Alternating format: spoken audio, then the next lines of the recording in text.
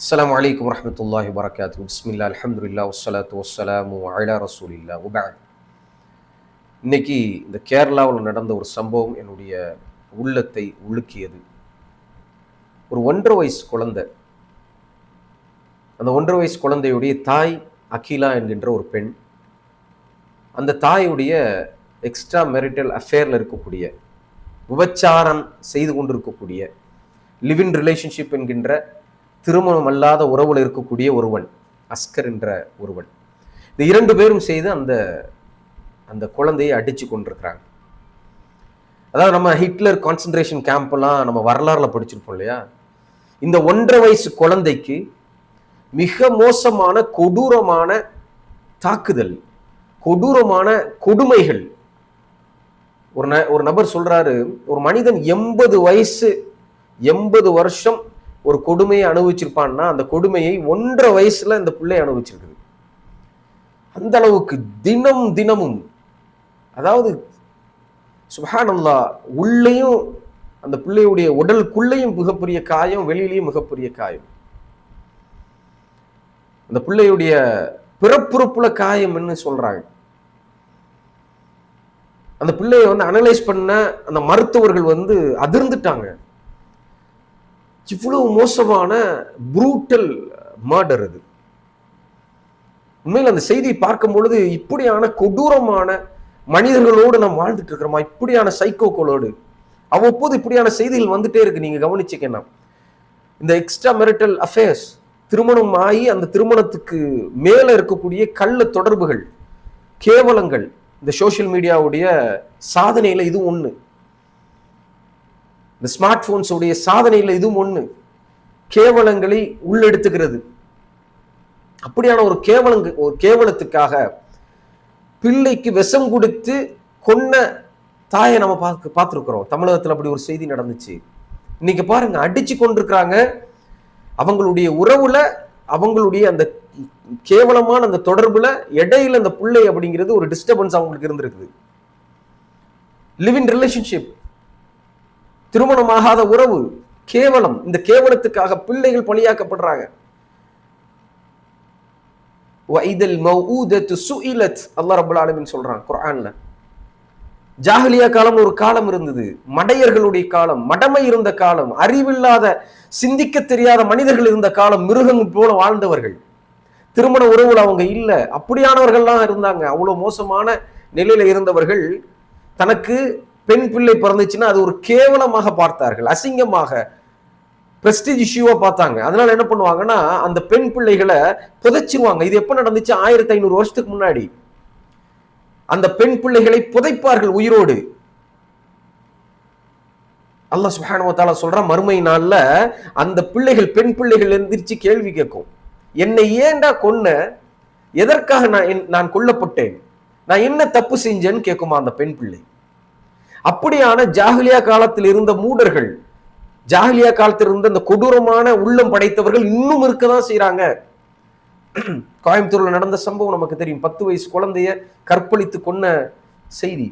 கற்பழிப்பு, கொலை, கற்பழிக்கக்கூடிய அந்த அந்த மென்டாலிட்டி, அந்த சிக் மென்டாலிட்டிக்கு வயசெல்லாம் தெரியாது. பச்சிலும் குழந்தைக்கு என்ன தெரியும்? 9 வயசு, 8 வயசு, 7 வயசு, 6 வயசு, 3 வயசு குழந்தைக்கு என்ன தெரியும்? அதெல்லாம் உனக்கு தெரியாது. 3 வயசு குழந்தையை கற்பழிப்பான், 2 வயசு குழந்தையை கற்பழிப்பான், 10 வயசு குழந்தையை கற்பழிப்பான், கல்லூரிக்கு போகக்கூடியவர்களை கற்பழிப்பான். ஒன்றும் தெரியாது அவனுக்கு. அவனுக்கு தேவை அந்த இச்சையை அவன் தீர்த்து கொள்ள வேண்டும். அந்த விபச்சாரம் என்கின்ற அந்த நோய் அவனுடைய உள்ளத்துல இருக்குது.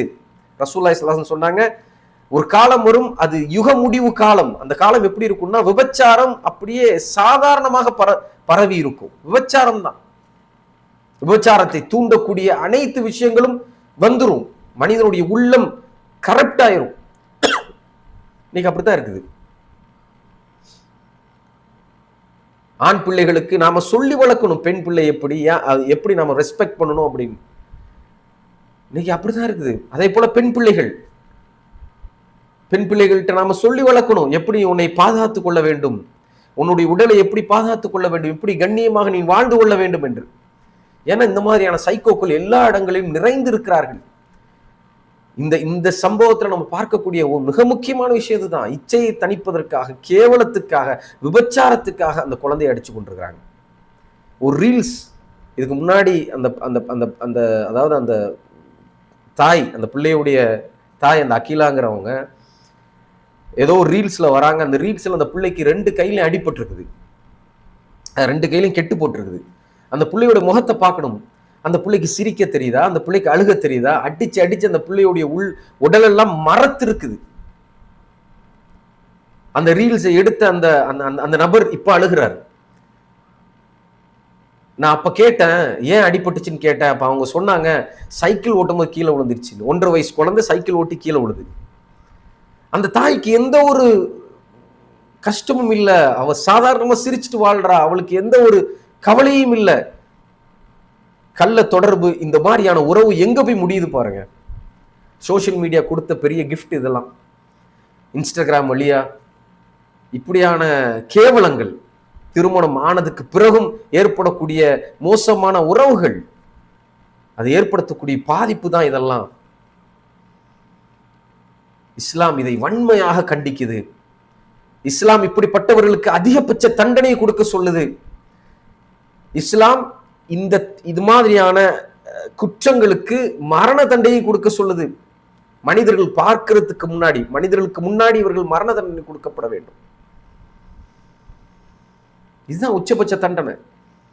இவர்களுக்கு நம்மளுடைய வரிப்பணத்தை கொடுத்து இவர்களுக்கு வந்துட்டு ஜெயில உட்கார வச்சுட்டு அதுக்கப்புறம் அவங்க பெயில்ல வந்துட்டு அவங்க ஜாமீன்ல வந்துட்டு அவங்க அப்படித்தான் இருப்பாங்கன்னா இந்த குற்ற செயல் எப்படி தடுக்க முடியும்? அரபு நாடுகள்ல இது மாதிரியான குற்ற செயல் நடக்க வாய்ப்பே கிடையாது. அரபு நாடுகள்ல அவ்வளவு ஸ்ட்ரிக்டான லா இருக்குது. ஒரு விபச்சாரம் செய்தவன் சாதாரணமாக தப்பிச்சு போயிட முடியாது. ஈவி டீசிங் பண்ணவன் சாதாரணமா தப்பிச்சுட்டு போயிட முடியாது. இப்படியா குழந்தைகளை கொன்னவன் சாதாரணமா தப்பிச்சுட்டு போயிட முடியாது.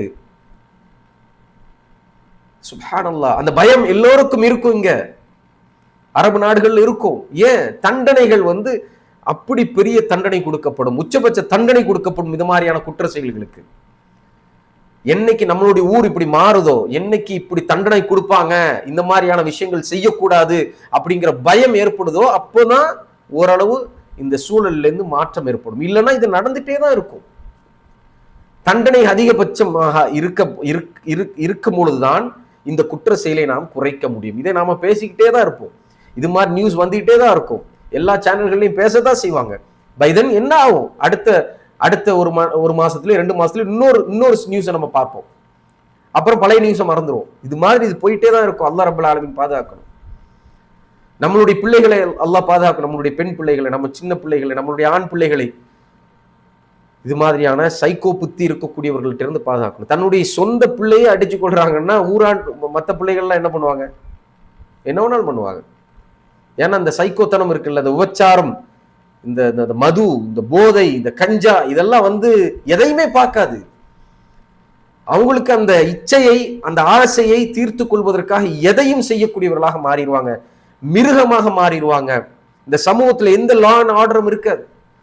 இந்த சமூகத்துல யாரும் இப்படியானவர்கள் எதுக்கும் கட்டுப்பட மாட்டாங்க. அப்போ ஸ்ட்ரிக்டான லா இருந்தா மட்டும்தான், ஸ்ட்ரிக்டான பனிஷ்மெண்ட் இருந்தா மட்டும்தான் we can control all this stuffs. இல்லைன்னா ஒண்ணுமே பண்ண முடியாது. as a முஸ்லிமா நாம செய்ய வேண்டிய மிக முக்கியமான விஷயம், நமக்கு ஒரு பெரிய பொறுப்பு இருக்குது. அன்பானவர்களே, மிகப்பெரிய பொறுப்பு இருக்கு. இந்த சமூக ஊடகங்களை பயன்படுத்தி கண்டதை பரப்புறோம். சினிமாவையும், பாட்டையும், இசையையும், கூத்தையும், இன்ஃப்ளூயன்சருங்கிற பேர்ல தேவையில்லாத மோசடியையும் இஸ்லாம் தடுத்த விஷயத்தை நம்ம பரப்புறோம். ஏன் குர்ஆன் சுன்னாவை மக்கள்கிட்ட கொண்டு போய் சேர்க்க கூடாது? ஒரு அழகான சமூகத்தை ஏன் இஸ்லாமிய மார்க்கத்தை கொண்டு உருவாக்க கூடாது? உருவாக்க வேண்டிய ஒரு சூழல் இருக்குது. இப்படியான கொடூரர்கள் இருக்கும் பொழுது ரசூலுல்லாஹி ஸல்லல்லாஹு அலைஹி வஸல்லம் அவர்கள் தாவாவை கொண்டுதான் ஒரு சமூகத்தை மாற்றினார்கள். நண்பர்களே, தாவாவை கொண்டு மாற்றுவோம். நிலைமையை மாத்துறதுக்கு நம்ம கிட்ட மிகப்பெரிய டூல் இருக்குது, அதுதான் தாவா. அல்லாஹ் ரப்பல் ஆலமீன் அந்த பிள்ளைக்கு உயர்ந்த இடத்துல சொர்க்கத்தை கொடுக்கணும். இது மட்டும் தான் நம்ம கேட்க வேண்டிய துஆ. தாவாவை நாம் செய்வோம். இது மாதிரியான சூழல்கள் இருந்து, இது மாதிரியான மோசங்கள் இருந்து எல்லா பிள்ளைகளையும் அல்லாஹ் ரப்பல் ஆலமீன் பாதுகாப்பானாக. வாஹிரு தஅவானா அல்ஹம்துலில்லாஹி ரப்பில் ஆலமீன்.